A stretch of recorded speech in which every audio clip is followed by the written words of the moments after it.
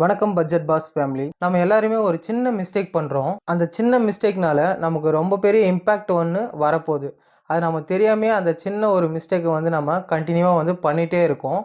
அது என்ன மிஸ்டேக்? நம்மக்கிட்ட இருக்க எல்லா அமௌண்ட்டும், அதாவது மொத்த இன்கம் அமௌண்ட்டும் ஒரே அக்கௌண்ட்டில் நம்ம போட்டு வச்சிடறோம். அதனால் நமக்கு ஒரு பெரிய ரிஸ்க் இருக்குது. அந்த அக்கௌண்ட் நம்ம ஃப்ரீஸ் ஆயிடுச்சு, இல்லை ஒரு ஹேக்கர் என்ன பண்ணுறான், நம்மளோட அக்கௌண்ட்டை ஃபுல்லாக ஹேக் பண்ணிடுறான்.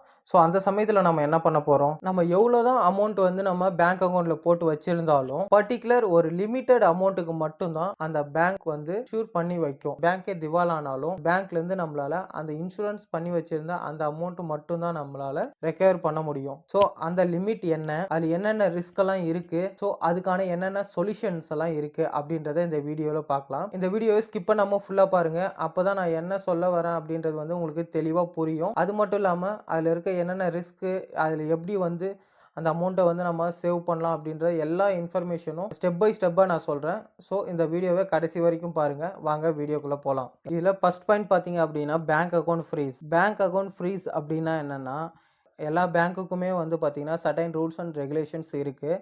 ஸோ அந்த ரூல்ஸ் அண்ட் ரெகுலேஷனை நம்ம வயலேட் பண்ணும் போதும் சரி, இல்லை அன்னெசரியான டிரான்சாக்ஷன்ஸ் நம்ம அக்கௌண்ட்டில் ஃபைன் பண்ணாலும், இல்லை நம்மளுடைய வெரிஃபிகேஷன்ஸ், அதாவது நம்மளுடைய கேஒய்சி டீட்டெயில்ஸ் மிஸ்மேட்ச் ஆனாலோ, இல்லை நம்ம ஒரு என்ஆர்ஐ அக்கௌண்ட் வச்சுருப்போம், இல்லை ஒரு எஃப்ஆர்என் அக்கௌண்ட் வச்சுருப்போம்.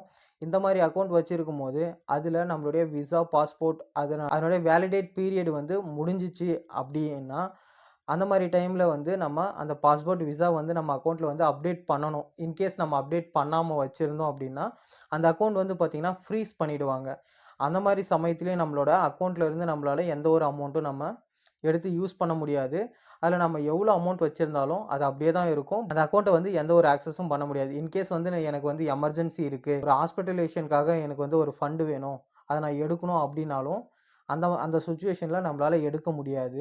செகண்ட் பாயிண்ட் பார்த்தீங்கன்னா ஹேக்கிங் ஆர் ஃப்ராட் ரிஸ்க் அப்படின்னு சொல்லலாம். இப்போ இருக்கிற சைபர் கிரிமினல்ஸ், அதாவது இந்த ஹேக்கிங் பண்ணுறவங்க, ஹேக் பண்ணி அமௌண்ட்டை எடுக்கிறவங்க, இவங்கெல்லாம் என்ன பண்ணுவாங்க அப்படின்னா, நம்மளோட அக்கௌண்ட்டை ஏதாச்சும் ஒரு வழியில் ஹேக் பண்ணி அதை ஆக்சஸ் பண்ணி அதில் இருக்க அமௌண்ட்டெல்லாம் அவங்களோட அக்கௌண்ட்டுக்கோ இல்லை வேறு ஏதோ அக்கௌண்ட்டுக்கோ அவங்க ட்ரான்ஸ்ஃபர் பண்ணிப்பாங்க. அந்த ஹேக் பண்ணுற சமயத்துலேயும் நம்மளோட அக்கௌண்ட்டை நம்மளால் எதுவுமே பண்ண முடியாது. இப்போலாம் மாடலாக திருடுறானுங்க. ஃபார் எக்ஸாம்பிளுக்கு எனக்கே பார்த்தீங்கன்னா ஒரு 2-3 வாரத்துக்கு முன்னாடி நான் ஆல்ரெடி ஒரு 2-3 பேங்க்கில் அக்கௌண்ட் வச்சுருக்கேன். அதில் ஒரு பர்டிகுலர் அந்த பேங்க்லேருந்தே எனக்கு அனுப்புகிற மாதிரி ஒரு மெசேஜ் வருது. அதில் என்ன இருக்குது அப்படின்னா, என்னோடய கேஒய்சி டீட்டெயில்ஸ் எக்ஸ்பைரி ஆகிடுச்சு, அந்த அக்கௌண்ட்டுக்கான கேஒய்சி டீட்டெயில்ஸ் நான் அப்லோட் பண்ணணும், நீங்கள் அப்டேட் பண்ணணும் அப்படின்ற மாதிரி மெசேஜ் வந்தது. அதுக்கு கீழே பார்த்தீங்கன்னா ஒரு ஏபிகே ஃபைல், அதாவது ஒரு அப்ளிகேஷன் இன்ஸ்டால் பண்ணுறதுக்கான ஒரு சோர்ஸ் ஃபைலும் சென்ட் பண்ணியிருந்தாங்க. இது எதில் சென்ட் பண்ணியிருக்காங்க அப்படின்னு பார்த்தீங்கன்னா, வாட்ஸ்அப்பில் எனக்கு சென்ட் பண்ணியிருக்காங்க.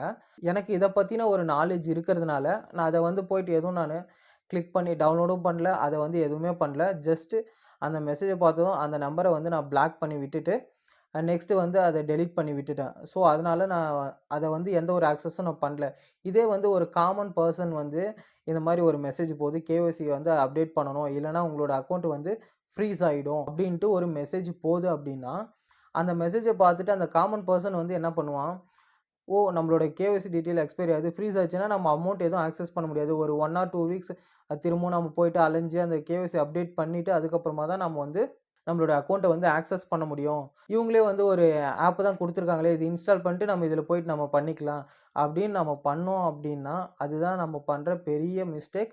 ஏன்னா நம்ம ஜஸ்ட் அந்த ஆப்பை நம்ம டவுன்லோட் பண்ணாவே ஆட்டோமேட்டிக்காக அந்த அப்ளிகேஷன் இன்ஸ்டால் ஆகிடும். நம்ம எதுவுமே பண்ண தேவையில்ல, ஆட்டோமேட்டிக்காக இன்ஸ்டால் ஆகிடும். நம்மளோட பேக்கப் டீட்டெயில்ஸு, காண்டாக்ட் டீட்டெயில்ஸ், ஃபோட்டோஸ்லேருந்து என்னென்ன ஃபைல் அவங்களால ஆட் பண்ணி எடுக்க முடியுமோ மொத்த ஃபைலும், நம்ம இருக்க ஃபோனில் இருக்க மொத்த டீட்டெயிலும் அவங்களுக்கு போயிடும். ஸோ நம்ம பேங்க் டீட்டெயிலை ஆட் பண்ணி மொத்த அமௌண்ட்டும் அவங்க எடுத்துருவாங்க. ஸோ இந்த மாதிரி சுச்சுவேஷன்லலாம் நம்ம மாட்டக்கூடாது அப்படின்னா என்ன பண்ணணும்னா, நம்மளோட அமௌண்ட்டை ஒரே அக்கௌண்ட்டில் போடாமல் ஒரு 2-3 அக்கௌண்ட்டில் பார்த்திங்கன்னா ஸ்ப்ளிட் பண்ணி டிவைட் பண்ணி போட்டு விடணும்.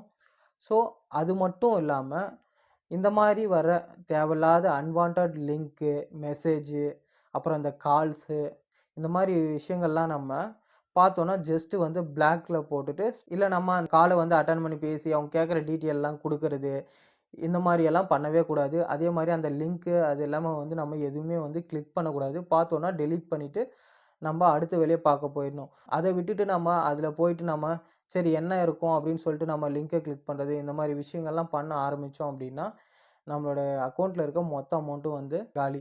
அடுத்து வந்து பார்த்தீங்கன்னா, 3 பாயிண்ட். இந்த பாயிண்ட்ல தான் நான் முன்னாடி சொன்னேன் பார்த்தீங்களா, ஒரு பர்ட்டிகுலர் லிமிட் இருக்கு அப்படின்னு சொல்லிட்டு, அந்த லிமிட்ட பத்தி தான் நம்ம இப்போ பார்க்க போறோம். எவ்வளோ அமௌண்ட் வந்து ஒரு பேங்க்ல வந்து இன்சூர் பண்ணி வைப்பாங்க அப்படின்றத டீட்டெயில்ஸ இதில பார்க்கலாம். அதாவது 3 பாயிண்ட் பார்த்தீங்கன்னா, பேங்க் சிஸ்டம் ஃபெயிலியர்ஸ். நம்ம ஒரு அக்கவுண்ட் ஒண்ணு வச்சிருக்கோம். இப்போ வந்து நான் என்ன பண்றேன், என்கிட்ட ஒரு ரூ. 10,00,000 அமௌண்ட் இருக்கு. அந்த ரூ. 10,00,000 நான் வந்து என்ன பண்றேன், ஒரே பேங்க் அக்கவுண்ட்ல நான் டெபாசிட் பண்ணிடுறேன். ஆனா, எல்லா பேங்க் அக்கவுண்ட்டுக்குமே பார்த்தீங்கன்னா, ஒரு அக்கவுண்ட்டுன்னு எடுத்துக்கிட்டோம்னா, அதில வந்து 5,00,000 ரூப்பீஸுக்கு மட்டும் தான் அந்த பேங்க் வந்து ஒரு அக்கவுண்ட் இருக்கு அப்டின்னா, அந்த அக்கவுண்ட்ல நான் ஒரு ரூ. 10,00,000 போட்டு வைக்கிறேன் அப்டின்னா, அந்த ரூ. 10,00,000க்கும் வந்து அந்த பேங்க் வந்து அஷ்யூரன்ஸ் குடுக்குமா அப்டின்னா, கண்டிப்பா கிடையாது. ஆர்பிஐ கைட்லைன்ஸ் படி ஒரு பேங்க் அக்கவுண்ட்ல ஒரு 5,00,000 ரூப்பீஸ்க்கு மட்டும் தான் அந்த பேங்க் இன்சூர் பண்ணும். அதாவது அந்த பேங்க் வந்து லாஸ்ட்ல போயிடுச்சு, ஒரு திவால் ஆயிடுச்சு, ஏதோ ஒரு பேங்க் வந்து இஷ்யூ ஆயிடுச்சு அப்டின்னும்போது, எந்த அமௌண்ட்டுமே எடுக்க முடியலனாலும், அந்த 5,00,000 ரூப்பீஸ் மட்டும் தான் என்னால எடுக்க முடியும். பட் ரிமைனிங் இருக்கிற அந்த 5,00,000 வந்து என்னால எடுக்க முடியாது. ஏன்னா, அந்த அமௌண்ட்ட வந்து அந்த பேங்க் வந்து இன்சூர் பண்ணியிருக்கவே முடியாது. ஆர்பிஐயோட கைட்லைன்ஸ் படி. ஸோ, இதனால தான் சொல்றேன். நம்மளுடைய எவ்வளோ அமௌண்ட் இருந்தாலும், அந்த அமௌண்ட்ட வந்து நம்ம ஸ்ப்ளிட் பண்ணி ஒவ்வொரு அக்கவுண்ட்லயும் வந்து நம்ம டிவைட் பண்ணி போட்டு வைக்கணும். இந்த ஒரு ரீசனுக்கு தான் இதுக்கு முன்னாடி நான் ஒரு வீடியோல நான் அப்லோட் பண்ணியிருந்தேன். 3 பேங்க் அக்கவுண்ட் சிஸ்டம் அப்படின்னு சொல்லிட்டு ஒரு வீடியோ ஒண்ணு அப்லோட் பண்ணியிருந்தேன். ஒரு பெர்சன் இருக்காங்க அப்படின்னா, அந்த பெர்சனுக்கு ஒரு 3 அக்கவுண்ட் ஓப்பன் பண்ணி, அந்த 3 அக்கவுண்ட்ல எப்படியெல்லாம் வந்து நம்மளோட இன்கம் அமௌண்ட்ட டிவைட் பண்ணி ஸ்பெண்ட் பண்ணணும், சேவ் பண்ணணும் அப்படின்றத சொல்லியிருந்தேன். அந்த ஃபுல் இன்ஃபர்மேஷன் வீடியோ நீங்க பார்க்கணும் அப்படின்னா, வீடியோவோட டிஸ்கிரிப்ஷன்ல லிங்க் குடுத்துருக்கேன். கிளிக் பண்ணி போய் பாருங்க. நான் குடுத்த இந்த இன்ஃபர்மேஷன் உங்களுக்கு யூஸ்ஃபுல்லா இருந்துச்சு அப்படின்னா, லைக் பண்ணுங்க, ஷேர் பண்ணுங்க, சப்ஸ்கிரைப் பண்ணுங்க. மறக்காம பெல் ஐகான கிளிக் பண்ணிருங்க. அப்பதான் நான் போடுற ஒவ்வொரு வீடியோவும் உங்களுக்கு நோட்டிஃபிகேஷன்ல வந்துட்டே இருக்கும். அடுத்த யூஸ்ஃபுல்லான ஒரு இன்ஃபர்மேஷனோட நெக்ஸ்ட் வீடியோல பார்க்கலாம். பாய் பாய்.